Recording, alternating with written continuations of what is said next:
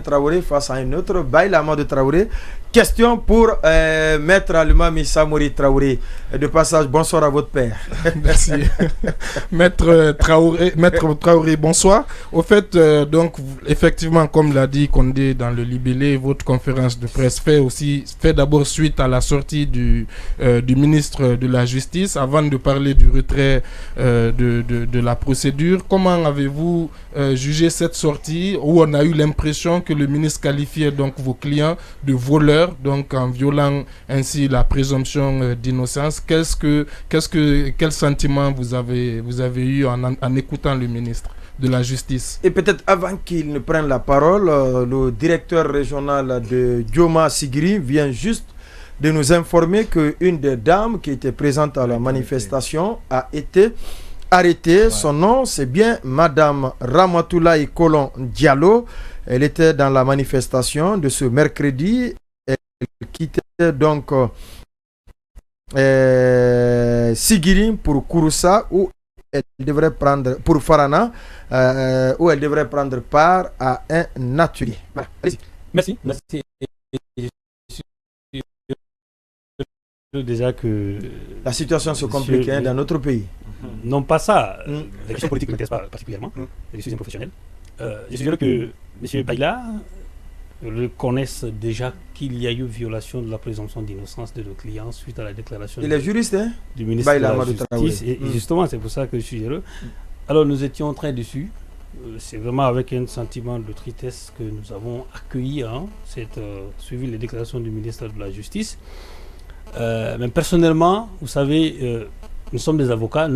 Ça fait plus d'1 an que nous sommes devant la Cour de répression des infractions économiques et financières, que nous défendons ces gens-là, et que nous dénoncions bien entendu les procédures qui ont été violées sur toute la ligne jusque devant la Cour suprême, et que le ministre de la Justice sorte et qu'il qualifie le client bien entendu à travers sa communication de voleurs, donc des personnes pour la liberté desquelles il ne va pas transiger. Nous avons 2 sentiments. Le premier, c'est que le ministre a montré au peuple de Guinée qu'en fait que c'est lui qui est le chef de la justice, qui n'est pas le cas. Et deuxièmement, il a montré que c'est lui qui doit décider de qui doit être en prison et qui doit sortir. Et ça se comprend. Je vous dis pourquoi. Lorsque vous prenez aujourd'hui les personnes qui sont en détention aujourd'hui, que ce soit docteur Ibrahima Kassori Fofana, que ce soit docteur qui est dans un état aujourd'hui Mohamed Diané, très critique selon son entourage. Que ce soit également Honorable Amadou Damaro, ces 3 ont bénéficié des ordonnances de mise en liberté des juges d'instruction, lesquelles ordonnances ont été confirmées par la Chambre de contrôle de l'instruction. Et il y a quelque chose qui échappe à beaucoup de personnes. Quand vous consultez l'article 312, je crois, alinéa 5 du Code de procédure pénale, il est clairement dit que lorsque l'ordonnance de juge d'instruction frappée d'appel est confirmée par la Chambre de contrôle de l'instruction, cette ordonnance-là sort ses pleins et entiers effets. Ça veut dire quoi? Ça veut dire que cette disposition, d'abord, fait obstacle à tout effet suspensif du pouvoir en cassation qui pourrait être exercé par le procureur spécial, comme c'est le cas. Et deuxièmement, on pourrait même s'interroger sur l'ouverture de pourvoi sur la question. Mais dans tous les cas, puisque la loi permet à ce qu'un pourvoi soit exercé, donc l'ordonnance sur la CRIEF permet qu'il y ait pourvoi contre les décisions qui sont rendues par la Chambre spéciale de contrôle de l'instruction. Donc, qu'à cela ne tienne, lorsqu'on dit qu'un arrêt sort ses pleins et entiers effets, ça veut dire que l'arrêt est exécutoire. C'est pourquoi dans une des procédures, j'ai personnellement adressé un courrier lorsque on a obtenu un arrêt qui confirme une ordonnance de mise en liberté. J'ai adressé un courrier au procureur spécial pour lui demander d'exécuter l'arrêt parce que le législateur permet de le faire, mais il n'a pas daigné le faire. Et le ministre a raison. Pourquoi? C'est lui qui a décidé de sortir les Foniki Menga de prison. Lorsqu'il a fait sa conférence de presse, en fait, s'il n'avait pas justifié cette décision-là, personnellement, je ne parlerai pas de ça. Il dit qu'il a dit au procureur général de prendre ses responsabilités. Parce que lui, en tant que garde des Sceaux, il est le premier procureur de la République, le procureur du pays. Donc là, il a à se demander à ce dernier de prendre ses responsabilités. Donc ce dernier a payé un ordre de mise en liberté pour libérer. Mais normalement, d'abord, l'ordre de mise en liberté n'est pas prévu par la loi. C'est les procureurs qui en font. Une tradition, c'est une coutume aujourd'hui qui s'applique dans le milieu judiciaire qui est illégale. Normalement, c'est la décision du juge qui doit être exécutée, qui doit normalement être présentée au régisseur pour qu'il puisse libérer la personne. S'il y a un recours suspensif qui est exercé, ce recours peut être porté à la connaissance du régisseur, puisqu'il doit être un connaisseur de droit. Si le recours est suspensif, il peut maintenir l'intéressé en détention. On n'a pas besoin normalement d'une ordre de mise en liberté. Mais en demandant, bien entendu, en signant l'ordre de mise en liberté pour les libérer, qui n'est pas consécutif à une décision de justice, et comme ministre de la Justice, de manière assez fière, explique ça à la télévision, je considère en fait que le colonel, en fait, là où il a pris la Guinée, c'est nous sommes à ce niveau-là, parce que je n'ai pas quand même connaissance qu'au temps des régimes précédents, que le ministre de la Justice quand même demanderait à son procureur général de décider de sortir, bien entendu, une personne de prison, alors que ce n'est pas suivi d'une décision de justice. Aujourd'hui, techniquement, qu'est-ce qu'il faut faire pour que ces gens-là sortent de prison?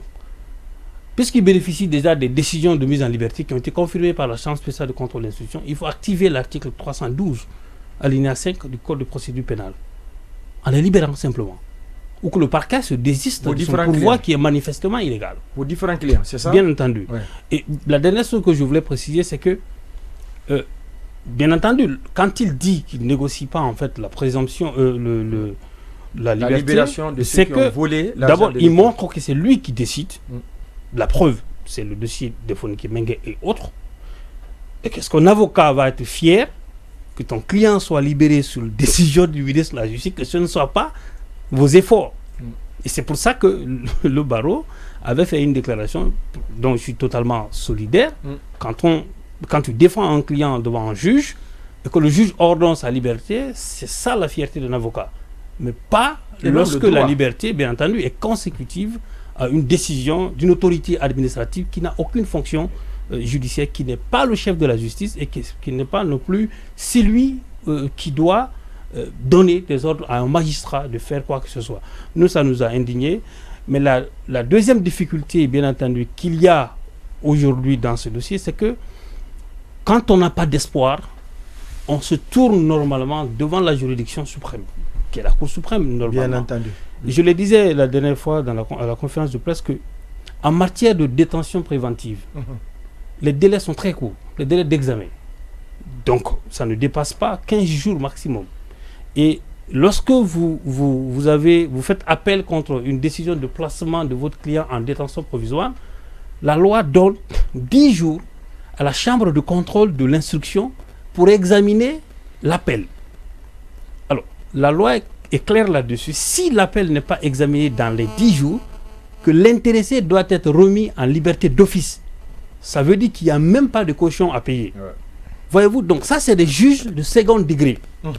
À la Cour suprême, la loi sur la Cour suprême ne prévoit pas de délai d'examen. Mais on peut considérer, quand on se place dans l'esprit des rédacteurs du texte, on peut considérer que les juges qui sont à la Cour suprême, ils ont fait les juridictions de première instance, ils ont fait les juridictions de second degré. Donc, ils savent quand même pertinemment que les questions de détention doivent être examinées dans un délai raisonnable. Et bien entendu, pour retarder les dossiers de la procédure, on prend plus de 4 à 5 mois et parfois par des renvois qui ne se justifient pas par des arguments juridiques valables. Et parfois, vous avez des décisions que vous ne pouvez pas exploiter. Je l'ai dit la dernière fois, lors d'une de mes plaidoiries, je disais, mais moi je suis enseignant, ça fait 12 ans. J'aimerais bien prendre une décision de la Cour suprême et aller enseigner à l'université. J'en ai marre que pendant 12 ans, j'enseigne et je ne fais qu'enseigner aux étudiants les jurisprudences de la Cour de cassation française sur des questions de droit, alors que ce n'est pas nos textes qui sont appliqués dans ces pays-là. Donc je serais fier que des décisions soient rendues par la juridiction de mon pays et que je puisse aller les commenter à l'université. Oui, mais je voudrais quand même vous opposer ceci, parce que c'est vrai, quand on parle du maintien prolongé de ces détenus de Kassouri et autres en prison, souvent nous qui le disons, le ministère nous oppose, certains nous opposent le fait que quand même, on ne peut pas dire que c'est la CRIEF en tant que telle, parce que plus de 4 fois, ça vous pouvez, je pense, le confirmer, plus de 4 fois, il a été décidé que Kassouri soit mis en prison. Donc, il ne s'agit pas du tout de la CRIEF, qu'il soit mis en liberté. Voilà. Donc, est-ce que vous pensez que c'est parce que les juges ne font pas leur travail, ou bien parce qu'il y en a qui ont quand même le courage de dire on le met en prison, il y en a effectivement qui ont le courage de dire le droit, mais que certainement les autres n'ont pas la même lecture? Je vais vous dire la vérité. Le lundi, je l'ai dit dans ma conférence de presse, il ne faut pas jeter l'anathème sur tous les magistrats. Ouais. Ça, je le dis et j'assume. Pourquoi? Parce qu'aujourd'hui, je vous ai dit tout à l'heure que ces gens-là bénéficient tous des décisions de mise en liberté confirmées. Ce sont des magistrats de Chies qui l'ont rendu, ouais, en toute responsabilité. Mais ça, vous en parlez peu. Oui. Ouais. Pourquoi voulez-vous que j'en parle si mes intérêts ne sont pas menacés? Donc, je ne suis pas un journaliste ou, si vous voulez, entre guillemets, quelqu'un qui fait la talakou d'autres. Non. Moi, ce qui me concerne, c'est que pourquoi nous venons discuter avec vous ici, c'est pour que vous sachiez que quelque part, ça ne va pas. L'autre reproche qu'on vous fait également, au-delà du fait que... vous posez des questions, oui, non, justement, c'est en termes de questions, justement. En termes de questions. Alors, il faut poser des questions. C'est en termes de questions, c'est pourquoi, parce qu'on a quand même l'impression que vous fuyez les procès. Pourquoi vos clients ne viennent pas? Si c'est pas quelqu'un a trébuché, il est tombé, c'est parce qu'il est malade, il est à l'hôpital, il ne vient pas à l'audience. Est-ce que cette impression qu'on a qu'il fuit les procès, est-ce que vous pensez que cette impression elle est fondée? Je vais vous dire quelque chose, monsieur Camara. Monsieur Camara, je souhaite vraiment que vous ne soyez pas dans la même situation que ces gens-là et confrontés aux mêmes difficultés procédurales que nous rencontrons. Je vais vous dire, je défends le Dr Diané. C'est un exemple, parce que ce dossier, je le connais. Qui a trébuché une fois. Oui, bien entendu. C'est un être humain, ça peut arriver à tout le monde. Et de toute façon, ça s'est arrivé au moment où nous nous sommes retirés de la procédure. Qu'est-ce qui s'est passé dans ce dossier? Moi, je suis venu au moment où l'ordonnance de renvoi était intervenue. Donc, je suis allé consulter le dossier. Vous savez ce qu'on m'a donné? Quand j'ai demandé le fond du dossier, on m'a donné deux choses. Premièrement, il y a son audition au niveau de l'enquête préliminaire et au niveau du juge d'instruction. Deuxième chose qu'on me donne, c'est l'ordonnance de renvoi. Il n'y a aucun rapport dans le dossier. Ce dossier, je serais très fier de le défendre, de le plaider au fond devant le juge. Mon problème n'est pas là. C'est qu'il y a eu, en fait, on a l'impression qu'il y a une sorte de coalition entre les juridictions. Je vais vous dire pourquoi. Lorsque vous avez une décision de mise en liberté qui est portée devant la Cour suprême et qui a fait 5 mois, ok, et qu'on attende que l'ordonnance de renvoi intervienne avant de se prononcer sur ces décisions de mise en liberté. L'ordonnance de renvoi de Dr Diané est intervenue depuis le 31 janvier 2023. Et jusque-là, la Cour suprême avait été saisie depuis août. Jusque-là, la décision sur la liberté n'a pas été prononcée. Est-ce que vous comprendrez ça? Non, c'était pour nous, ils voulaient simplement que l'ordonnance de renvoi intervienne pour qu'ils comparaissent en détention. Nous sommes des avocats, on ne va pas envoyer nos clients à l'abattoir. La deuxième raison que je vous dis ceci, c'est que il y a eu, si vous voulez, quand l'ordonnance de renvoi intervient, nous avons exercé un recours. Certains ont estimé qu'on ne peut pas exercer un appel contre une ordonnance de renvoi. Nous sommes des avocats, mais qui doit apprécier, bien entendu, la recevabilité de l'appel? Un recours qui est formé par un avocat, c'est un juge. Et bien entendu, la question a été portée devant la chambre de contrôle de l'instruction qui a déclaré l'appel irrecevable. Et puisque les décisions de la chambre spéciale de contrôle de l'instruction sont susceptibles de pourvoi, nous nous sommes pourvus en cassation. Et quand on se pourvoit en cassation, l'article 80, qui confère au pourvoi son caractère suspensif, devait empêcher toute continuation de la procédure devant la chambre de jugement. Nous sommes venus, nos clients avaient dit qu'ils ne comparaissaient pas. Nous les avons convaincus en tant que professionnels, faisons-leur confiance, puisque les infirmités procédurales qui ont été constatées au moment de l'instruction n'étaient pas du fait de la chambre d'instruction, nous avons demandé de venir. On est venu discuter de cette question-là. Malgré la clarté de cette disposition, la chambre a voulu retenir le dossier pour vouloir coûte que coûte juger ces gens-là, nous avons estimé, puisque nous avons, en matière civile, on aurait dit la litispendance, parce que la même procédure est pendant devant deux juridictions différentes, mais en matière pénale, on parle de conflit de compétences entre les juridictions. Donc nous avons estimé que ce n'est pas nécessaire d'aller devant la CRIEF. On s'est retiré la procédure, nous n'avons pas abandonné notre client, nous sommes en train de le défendre devant la Cour suprême. Et la dernière chose que je vais vous préciser, je vous ai dit, ce dossier, nous allons les plaider. Nous allons les plaider. Mais quand nous allons nous rassurer, vous savez, un avocat, je le disais sur ma page aujourd'hui, doit servir à quelque chose. C'est-à-dire que quand vous venez défendre, vous devez, si vous venez me consulter pour une procédure, je dois être en mesure de te dire, monsieur Camara, vous pouvez gagner ce procès. Ou bien vous ne pouvez pas gagner ce procès. Ou bien on a tel pourcentage pour gagner ou pas du procès. Mais si tu n'es même plus en mesure de le dire, moi j'ai un contentieux aujourd'hui qui est porté devant la Cour suprême de détention.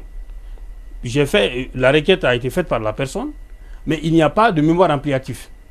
À la Cour suprême, si vous ne faites pas de mémoire ampliative pour accompagner votre requête, on déclare irrecevable.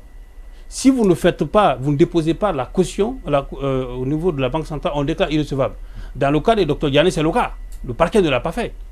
Dans d'autres procédures, on a déclaré irrecevable. Si c'est nous qui faisons ça. Mais si c'est les autres qui font, on ne le fait pas. Vous voyez, comment voulez-vous qu'on fasse confiance? Juste pour terminer, sur la question avec le ministre de la Justice, pour terminer avec sa conférence de presse, Maître Sidiki Berete a indiqué que la prochaine fois vous alliez porter plainte contre le ministre de la Justice. Moi, ma question, c'est pourquoi la prochaine fois, si aujourd'hui vous estimez que le ministre de la Justice a atteint à la présomption d'innocence de votre client, est-ce que vous ne devez pas faire une action, sachant d'ailleurs que vous, personnellement, vous avez déjà obtenu gain de cause face au ministre lorsqu'il était procureur, et sur une question qui était à peu près pareille, c'était en tout cas un manquement de la part sur les questions d'alors, sur la question de la présomption d'innocence. Alors c'est une question d'opportunité de l'action. Je crois qu'on a aujourd'hui plus de choses qui sont prioritaires par rapport à ça. Ce que nous voulons aujourd'hui, comment on peut avoir la garantie d'une justice juste et équitable pour juger en fait nos clients, parce qu'ils ont droit à la justice et c'est tout à fait normal. Mais pourquoi on ne veut pas les libérer? Pourquoi on veut qu'ils comparaissent forcément en détention? Pourquoi? Et c'est la question qu'on se pose. Et on a des raisons valables aujourd'hui pour pouvoir obtenir leur mise en liberté. Nous avons confiance, bien entendu, aux juges. Mais moi, personnellement, quand moi je considère que ce que je vais faire comme travail devant un juge, ça ne sert à rien, je n'y vais pas. Oui. Quand je vais avoir... C'est le sentiment que quand vous avez... Mais bien entendu, quand je vais savoir... Mais s'il vous plaît, aujourd'hui, le ministre a appelé le procureur pour lui demander de prendre ses responsabilités concernant le dossier Foniki Mengi. Nos clients sont en prison, ce n'est pas de la part des juges, des magistrats du siège. Je l'ai dit la dernière fois. Ils ont été libérés par la chambre d'instruction. La chambre de contrôle les a libérés. Ça, ce sont des juges du siège.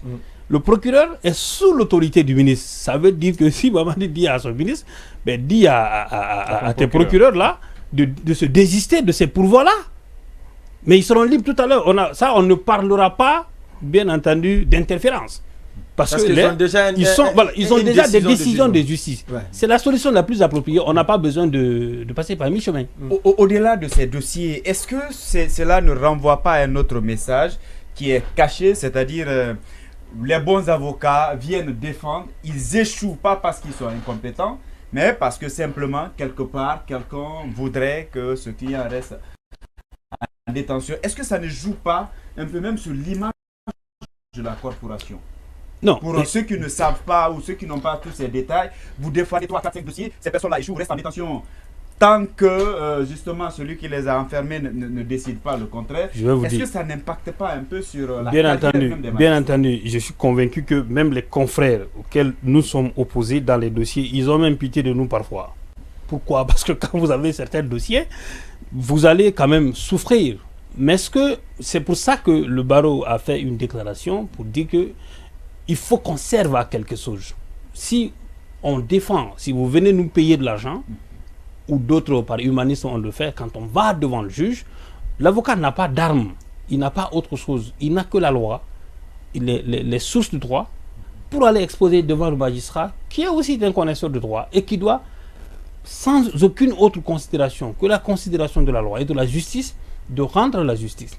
Et aujourd'hui, encore une fois, je le dis, ce n'est pas les magistrats de la CRIEF qui maintiennent les Kassori, Fofana et autres en détention. C'est très important.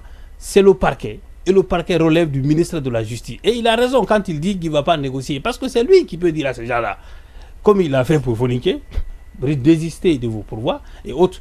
Mais ce qu'il faut comprendre, c'est que si on doit faire quelque chose aujourd'hui, il faut que la Cour suprême, en fait, s'assume. Non pas pour faire plaisir aux Kassori et autres en rendant leurs décisions, mais en rendant service au peuple de Guinée. Parce que toutes les décisions qui sont rendues par les juges, on dit au nom du peuple de Guinée.